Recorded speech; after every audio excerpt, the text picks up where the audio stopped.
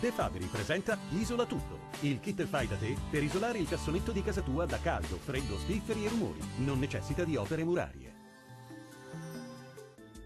Ben ritrovati al meteo.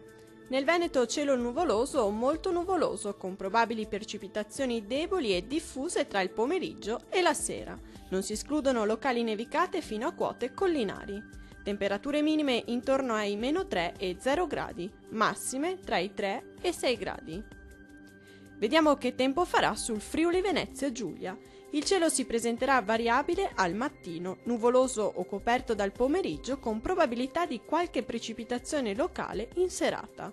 Temperature minime comprese tra i -3 e 0 gradi, massime comprese tra i 5 e 9 gradi.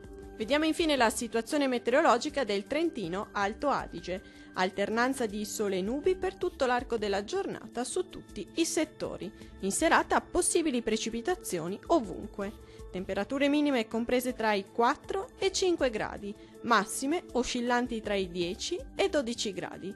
Dal meteo di Antenna 3 è tutto, arrivederci al prossimo aggiornamento.